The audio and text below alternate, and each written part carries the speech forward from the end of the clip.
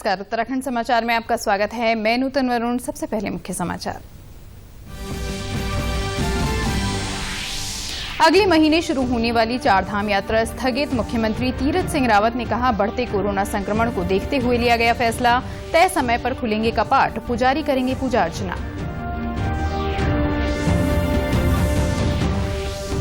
मुख्यमंत्री तीरथ सिंह रावत ने 108 सेवा की 132 एम्बुलेंस को हरी झंडी दिखाकर राज्य के विभिन्न जिलों के लिए रवाना किया।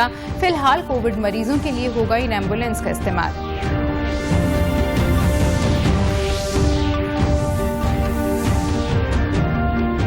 आयुष मंत्री डॉक्टर हरक सिंह रावत ने कहा, कोटद्वार में अग्निशमन विभाग की इमारत और 2 होटलों में बनाए जाएंगे कोविड केयर सेंटर। चमोली के गोपेश्वर जिला चिकित्सालय में ऑक्सीजन प्लांट हुआ तैयार।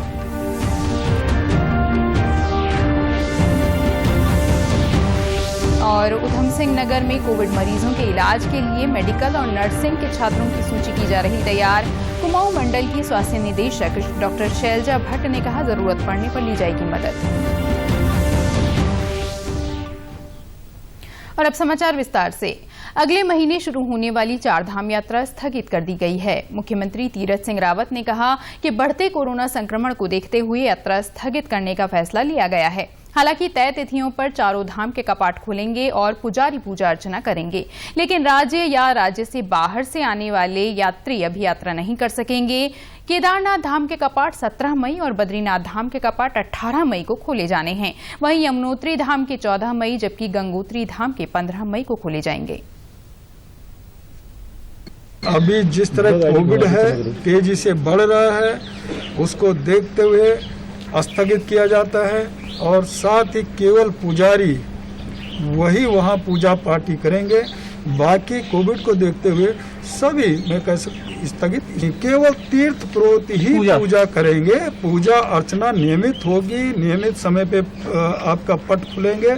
लेकिन जो राहुल जी हैं, जो पूजा पाठी हैं, जो पुजारी हैं, वही वहाँ पूजा अर्चना करेंगे। बाकी शेष लोगों को, पूरे देश के लोगों को चारधाम यात्रा अभी बंद है।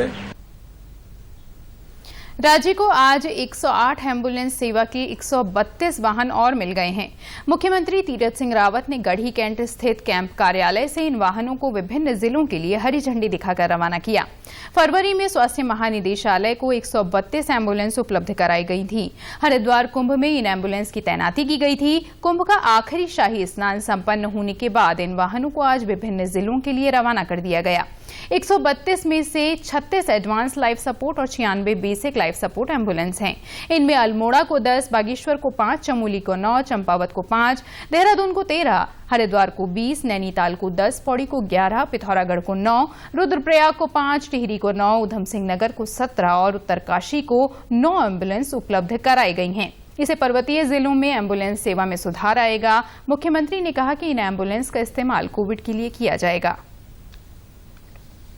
जो एम्बुलेंस लगी थी 108, वो 168 लगभग 100 पहले थी और उन सब को हमने हर डिस्ट्रिक्ट में, इवन पर विधानसभा में 2-2, 3-3 एम्बुलेंस दी हैं और आज उस क्षेत्रों में भी भेज दिया गया है। अभी आप ही के सामने रवाना कर दिया गया है। ये सब वहाँ सेवाएं देंगी कोविड को लेकर के और बाद में पूरी तरह जो आम जन की जो जिस प्रकार का भी उनको दुख होगा उनको ये फिर शुरू हो जाएंगे। इस मौके पर मुख्यमंत्री तीरथ सिंह रावत ने कहा कि प्रदेश में पर्याप्त मात्रा में ऑक्सीजन का उत्पादन हो रहा है। कोविड संबंधी जानकारी के लिए नोडल अधिकारी भी बनाए गए हैं। प्रदेश को 2 दिन पहले 7,500 रेमडेसिविर इंजेक्शन की आपूर्ति हो चुकी है। इससे पहले भी 3,500 रेमडेसिविर इंजेक्शन की आपूर्ति हुई थी। कोटद्वार में अग्निशमन विभाग की बिल्डिंग और 2 बड़े होटलों को कोविड सेंटर के रूप में तैयार किया जाएगा। आयुष मंत्री डॉक्टर हरक सिंह रावत ने आज ये घोषणा की। उन्होंने कोटद्वार तहसील के सभागार में पुलिस प्रशासन, नगर निगम, अग्निशमन और स्वास्थ्य विभाग के अधिकारियों को कोविड पर नियंत्रण पाने के लिए जरूरी कदम उठाने के निर्देश दिए।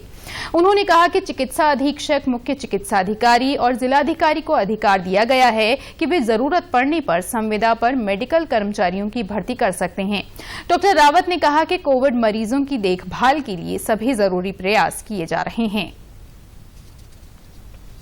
उनके लिए हमने जो फायर के रेजिडेंस तैयार हैं उसमें बिजली पानी की व्यवस्था, उसमें मेस की व्यवस्था, उसमें उसको पूरे कोविड सेंटर के रूप में इसको विकसित करने का निर्णय लिया। हमने 2 होटल आज तत्काल प्रभाव से कि हर हालत में आज हम 2 नए होटल कोविड सेंटर के रूप में लेंगे, उनको एक्वायर करेंगे। उनमें तमाम कोविड सेंटर की सुविधाएं, चाहे ऑक्सीजन की सुविधा है, चिकित्सकों की तैनाती है, नर्सिंग स्टाफ की तैनाती है। उधम सिंह नगर में कोविड मरीजों के इलाज के लिए मेडिकल कॉलेज के साथ नर्सिंग कॉलेज और एएनएम ट्रेनिंग सेंटर्स के छात्र छात्राओं की मदद ली जाएगी। कुमाऊं मंडल के स्वास्थ्य निदेशक शैलजा भट्ट ने बताया कि प्रशासन के सहयोग से ऐसे कॉलेजों के छात्र छात्राओं की सूची तैयार की जा रही है ताकि जरूरत पड़ने पर इनकी मदद ली जा सके। इस तरह काम किया जा रहा है, जैसे हमारी ये स्टाफ नर्सेज हैं और जो एएनएम ट्रेनिंग सेंटर के स्टूडेंट्स हैं और जो स्टाफ नर्सेज नर्सिंग कॉलेज जो हमारे ज़िले में चल रहे हैं, उनके जो स्टूडेंट्स हैं उनको लेने की कवायद चल रही है। ऐसे ही मेडिकल कॉलेज में जो स्टूडेंट्स हैं, मेडिकल हमारे डॉक्टर्स हैं, उनको भी स्ट्रीम में लिया जाए। डॉक्टर शैलजा ने बताया कि उधम सिंह नगर के जिला अस्पताल में ऑक्सीजन का जनरेशन चल रहा है, जिससे आईसीयू और जनरल वार्ड में सप्लाई हो रही है। उन्होंने कहा कि जिले में ऑक्सीजन की पर्याप्त व्यवस्था है। और इस अस्पताल में मैंने ऑक्सीजन के बारे में देखा तो यहाँ पर ऑक्सीजन जनरेशन प्लांट चल रहा है, साथ में जंबो सिलेंडर भी लगे हुए हैं। इमरजेंसी के लिए 4 सिलेंडर और हैं, इनकी सप्लाई अस्पताल में की जा रही है, आईसीयू में और कोविड हॉस्पिटल में बेड टू बेड की जा रही है। फिर भी ऑक्सीजन का प्रेशर कम हो रहा है, ऐसा सुनने में आया है। वो प्रेशर नोट किया जा रहा है। आईसीयू के लिए 50 प्रेशर पर और जनरल वार्ड में हम 40 पर ये सप्लाई ये लोग कर रहे हैं। फिर भी जब भी प्रेशर डिप होता है तो उसके लिए फिर हम और ऑक्सीजन सिलेंडर्स का इंतज़ाम रखा हुआ है। और ऑक्सीजन की जो कमी यहाँ पे नहीं लग रही है, क्योंकि जिला प्रशासन ने काफ़ी सारे ऑक्सीजन यहाँ पर उपलब्ध करा रखे हैं और कई सारे प्लांट्स भी यहाँ पर ऑक्सीजन की पूर्ति कर रहे हैं। उप जिलाधिकारी विशाल मिश्रा ने कहा कि रुद्रपुर के क्षेत्राधिकारी अमित कुमार ने बताया कि मेडिकल कॉलेज में पीएसी और पुलिस की तैनाती की गई है ताकि ऑक्सीजन सिलेंडर की सप्लाई शांतिपूर्वक की जा सके। उन्होंने बताया कि जिले के सीमावर्ती क्षेत्रों में पुलिस बल की तैनाती की गई है और बाहर से आ रहे सभी लोगों की स्क्रीनिंग की जा रही है।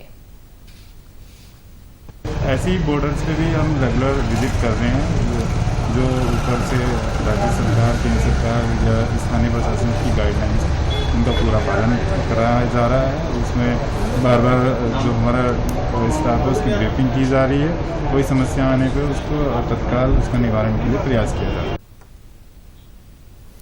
चमोली के गोपेश्वर जिला चिकित्सालय में ऑक्सीजन प्लांट बनकर तैयार हो चुका है।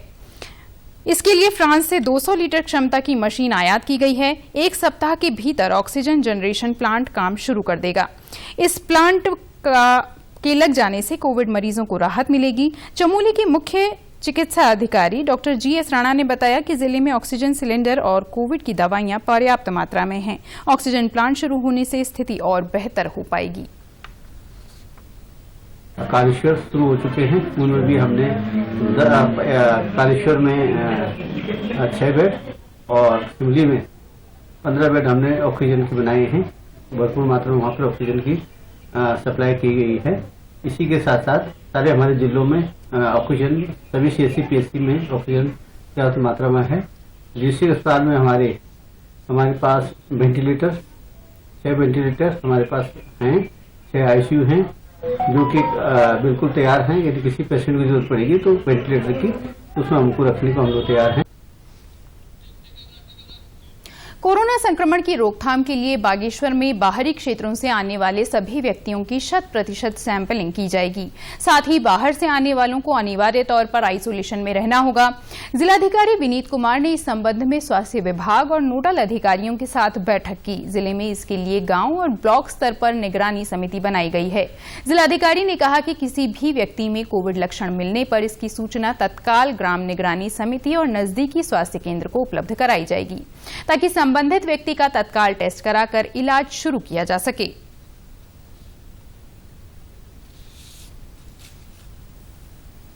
एक तो जो बीआरटी जो हमारे ग्राम पंचायत लेवल में ग्राम निगरानी समिति है वो इंश्योर करे कि जो भी हमारे जिनकी सैंपलिंग की जा रही है वो घर से बाहर ना निकले जब तक उसकी रिपोर्ट नहीं आ जाती है, और अगर रिपोर्ट पॉजिटिव आ रही है तो वो भी फिर भी वो इंश्योर करे जो उसका होम आइसोलेशन के दौरान वो कहीं किसी के संपर्क में ना आए और वो घर में ही रहे और जो ट्रीटमेंट उसको दिया गया है वो ट्रीटमेंट को पूरा करे। अल्मोड़ा में कोरोना संक्रमण को नियंत्रित करने के लिए स्वास्थ्य व्यवस्थाएं मजबूत की जा रही हैं। जिले की मुख्य चिकित्सा अधिकारी डॉक्टर सविता ह्याकी ने बताया कि पहले कोरोना के गंभीर मरीजों को इलाज के लिए सुशीला तिवारी अस्पताल भेजा जा रहा था, लेकिन अब अल्मोड़ा के बेस अस्पताल में ही इलाज किया जा रहा है। उन्होंने बताया कि यहाँ 300 कोविड बेड बनाए गए हैं, साथ ही ऑक्सीजन की व्यवस्था भी की जा रही है। जैसे कि आपको पता है कि केसेस हमारे बहुत बढ़ रहे हैं, तो इस हिसाब से जो पहले हम लोग कुछ सीवियर और मॉडरेट केसेस हम लोग हल्द्वानी भेजते थे, लेकिन हल्द्वानी में बेड्स फुल हैं, तो हमारे डॉक्टर्स कोशिश कर रहे हैं कि बेस चिकित्सालय जो कि DCSC है वहीं पर हम लोग जितना हो सकते मैनेज कर पाए मरीजों को, और जो माइल्ड केसेस वाले हैं उनको हम कोरोना केयर सेंटर्स हमने हर ब्लॉक में हम स्टेप वाइज एक्टिव करते जा रहे हैं। हम आइडेंटिफाइड ऑलरेडी हैं हमारे 31, और ऑक्सीजन की व्यवस्था अभी तक है, परेशानी थोड़ी तो है, लेकिन हम अभी भरे जा रहे हैं। डेली हम हल्द्वानी जैसे खाली हो रहा हम भेज रहे हैं, और कुछ संस्थाओं से भी हमारी बात चल रही है कि और वो हमको ऑक्सीजन सिलेंडर्स और ये दे पाएं। अल्मोड़ा के सभी प्रवेश द्वारों लोधिया, मोहान, भुजान और मोतिया पाथर में स्वास्थ्य विभाग और पुलिस की टीम मुस्तैद है। यहां बाहर से आने वाले लोगों की कोरोना रिपोर्ट चेक की जा रही है, साथ ही बिना नेगेटिव रिपोर्ट के आ रहे लोगों के सैंपल भी लिए जा रहे हैं। हमारे 4 बैरियर्स हैं, वहाँ पे हमारी डेली सैंपलिंग हो रही है। सुबह जैसे लोधिया बैरियर है, वहाँ पे सुबह से हमारी शाम 8 बजे तक 3 टीमें लगती हैं, स्क्रीनिंग के लिए भी और सैंपलिंग के लिए भी, तो वहाँ से सैंपलिंग की जा रही है हमारी डेली, और मोहान, भुजान और मोतिया पाथर में। और संकट के इस दौर में आम जनता की ओर से भी मदद के हाथ आगे आए हैं। देहरादून में समाज सेविका सुनीता वात्सल्य जरूरतमंदों के लिए भोजन उपलब्ध करा रही हैं। वो मुश्किल में फंसे कोरोना संक्रमितों को 2 वक्त का भोजन पहुंचा रही हैं।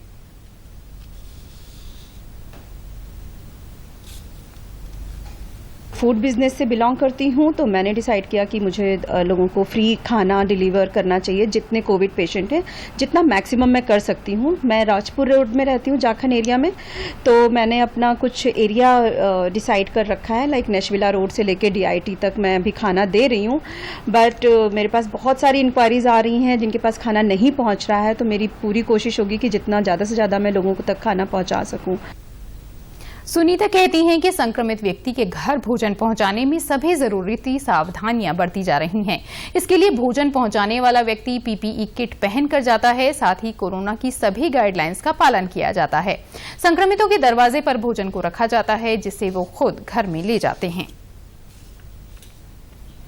और इस बीच हम आपको बता दें कि प्रदेश में 6,251 नए कोरोना संक्रमित मरीज आज सामने आए हैं, जबकि 3,129 लोग आज स्वस्थ होकर घरों को पहुंचे हैं।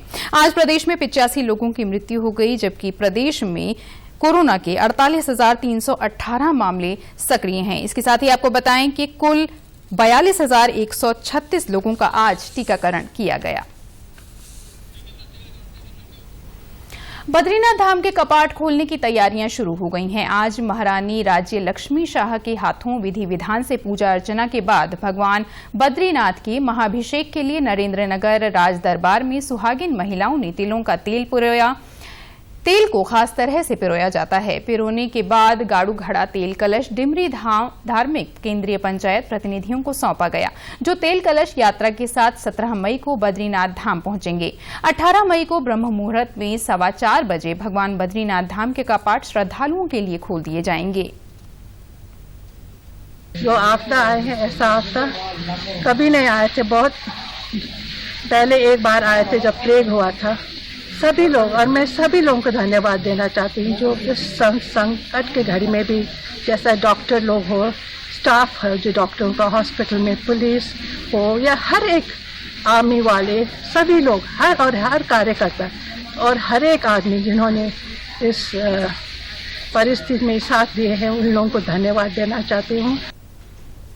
वहीं प्रदेश के मुख्यमंत्री तीरथ सिंह रावत द्वारा वैश्विक महामारी कोरोना के चलते चारधाम यात्रा स्थगित करने की घोषणा का डिमरी धार्मिक केंद्रीय पंचायत के अध्यक्ष पंकज डिमरी ने स्वागत किया है।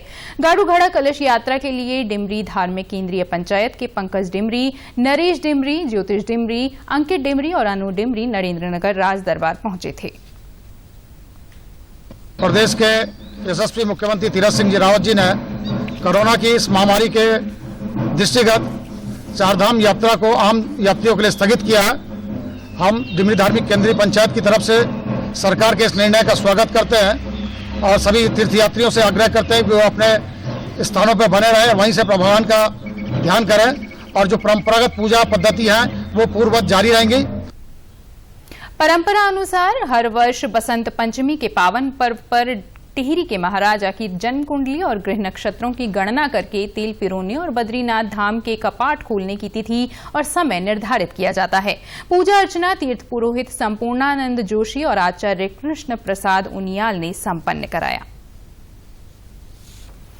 देहरादून मौसम विज्ञान केंद्र राज्य में अगले 3 दिन बारिश और ओलावृष्टि की संभावना जता रहा है। मौसम विभाग के मुताबिक उत्तरकाशी, चमोली, देहरादून, टिहरी, रुद्रप्रयाग, बागेश्वर, अल्मोड़ा, नैनीताल और पिथौरागढ़ में अगले 2 दिन बारिश हो सकती है, जबकि 2 और 3 अप्रैल को पर्वतीय क्षेत्रों में कहीं कहीं बारिश का अनुमान भी जताया गया है।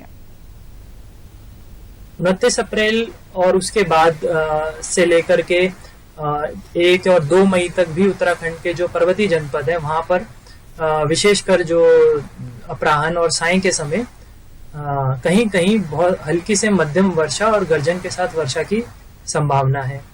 तो इसमें जो उत्तराखंड के पर्वतीय जनपद जैसे उत्तरकाशी, देहरादून, टिहरी, रुद्रप्रयाग, चमोली, पिथौरागढ़, बागेश्वर, अल्मोड़ा, नैनीताल, इनमें गर्जन के साथ वर्षा और आकाशीय बिजली चमकने की भी संभावना है। उत्तराखंड के समाचारों में बस इतना ही। चलते चलते मुख्य समाचार एक बार फिर।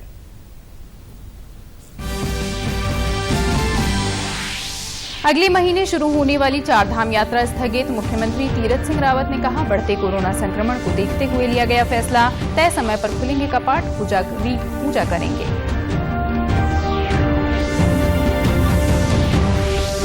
मुख्यमंत्री तीरथ सिंह रावत ने 108 सेवा के 132 एम्बुलेंस को हरी झंडी दिखाकर राज्य के विभिन्न जिलों के लिए किया रवाना। फिलहाल कोविड मरीजों के लिए होगा इन एम्बुलेंस का इस्तेमाल।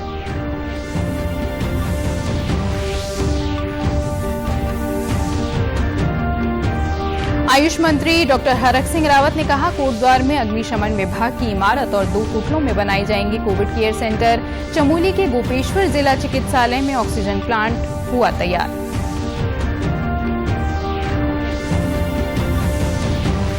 उधम सिंह नगर में कोविड मरीजों के इलाज के लिए मेडिकल और नर्सिंग के छात्रों की सूची की जा रही है तैयार। कुमाऊं मंडल की स्वास्थ्य निदेशक डॉक्टर शैलजा भट्ट ने कहा, जरूरत पड़ने पर ली जाएगी मदद।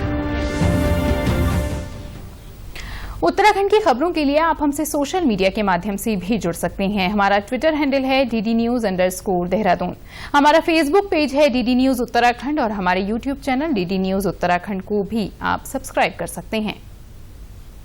कोरोना संक्रमण से बचने के लिए मास्क का अनिवार्य रूप से और सही ढंग से प्रयोग करें। साथ ही सामाजिक दूरी का ख्याल रखें, नियमित रूप से हाथ धोएं और याद रखें, कोरोना को हराना है, मास्क जरूर लगाना है। साथ ही यदि अभी तक आपने वैक्सीन नहीं लगवाई है और आपकी उम्र 18 से 44 वर्ष के बीच है तो कोविन या आरोग्य सेतु ऐप के माध्यम से रजिस्टर करके वैक्सीन जरूर लगवाएं। इसी के साथ बुलेटिन समाप्त हुआ। नमस्कार।